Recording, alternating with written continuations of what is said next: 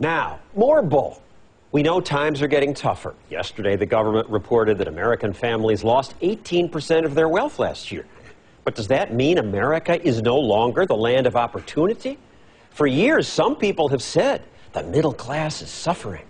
Middle-class families are struggling. What's left of our middle class may be on the verge of collapse. It is definitely harder to be middle class today than it was a generation ago.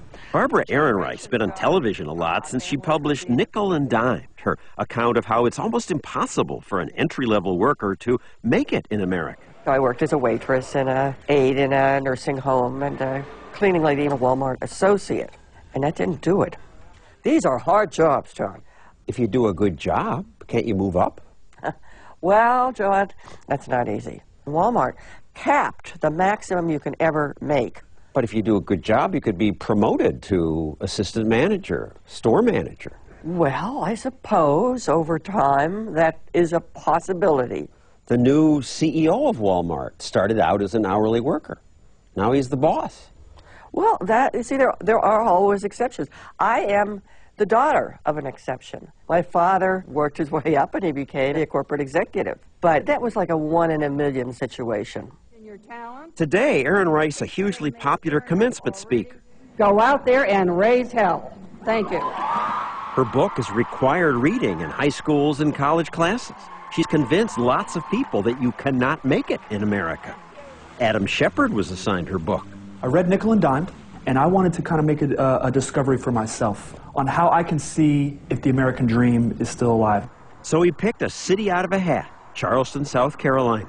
He showed up here with $25. How far could he get if he didn't tell anyone about his college degree? I arrived, and right away I figured I need to get it to a homeless shelter. So we store all our stuff. He lived here 2 months. Then he worked for this moving company, making $8 an hour. Soon he'd saved enough to buy a used truck. I got it for $1,000. And within a few months, he had an apartment. This was my place. In fact, within a year... I've got $5,500, a car, I've got a furnished apartment. I mean, life is pretty great. Adam writes about his search for the American dream in Scratch Beginnings. It's a very different book from Nickel and Dimed. If you want to fail, go for it. Were you saying she wanted to fail? Absolutely, I think she wanted to fail and write the book about it. That's the whole idea. She's spending $40 on pants. She's staying in hotels. She went out to live in here for a month and here for a month, and I made sacrifices. She didn't make any sacrifices. Why can he do it when you couldn't? I know it's embarrassing, but... He said it looked like you were trying to fail. You lived in motels instead of getting a roommate. You bought pants for $40 instead of going to Goodwill. Oh, I think that is so unfair. No, the $40 pants, that was a big mistake, and that was one of the mistakes I made early on. The motels, that's not a rich person option. You could have succeeded if you'd gotten a roommate. In time, yes, I could have gotten roommates. I'm just saying, if I was deceptive, a you're woman saying you can't make it in America in these jobs. No, and you can't. I said, here's what my experience was. And lots of other people say life for the middle class is awful. Middle class people are struggling. They're hanging on. But I think the middle class is disappearing, and that's a shame. It's over for the middle class, I'm told. The data tell a different story. From 1950 to 2007, the middle class family income went in real dollars, adjusted for inflation, went from $29,000 a year to $75,000 a year. They're making 3 times as much. Clearly now, in this recession, it seems like things are awful. Yeah, and we can't make light of that, but we have to keep this in perspective. We've had worse recessions in the United States than this. A few decades ago, we had higher unemployment than we have now. We interviewed some people who were young then. Today, they must be rich because they spend thousands of dollars on these toys that let them zip around California sand dunes. It's $150,000. I probably got over $100,000 tied up between everything. And most have motorhomes to tow all their toys. This is a Yamaha Wave Z450. Nelson Juarez comes here with his wife and 3 kids. All have their own bikes.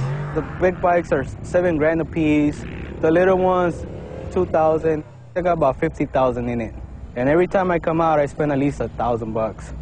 Wow, Nelson must be a big-time CEO. I work for Valero Refinery. I'm an operator. These friends spend $150,000 on their custom ATV. They must be tycoons. I'm a landscape contractor. His friend's company sells tools. CNC machine tools to the metalworking industry. Middle-class people today live like rich people lived in the 1950s. 10 million Americans take cruises every year. 13 million own boats. Most aren't tycoons. At this lake, Reason TV asked boat owners, what do you do for a living? Wholesale building materials. I'm a gardener.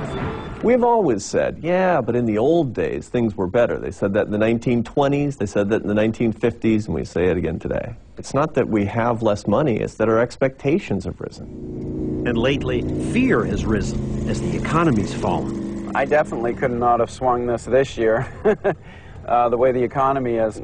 But economies do recover, as Warren Buffett said this week. Your kids will live better than mine, your grandchildren will live better than your kids. There's no question about that. And Nelson Juarez is convinced that America's the land of opportunity. He grew up poor. I started working in the refinery at 18, and I was able to learn different trades. Now he has a house, a pool, and on weekends, they spend thousands of dollars doing this. I just work a little harder, make a little extra money, and we come out and play. We have a society that rewards hard work and merit. Half of the poor actually are not poor 10 years later. Nobody is stuck where they start out. And with that piece of good news, we end our program tonight.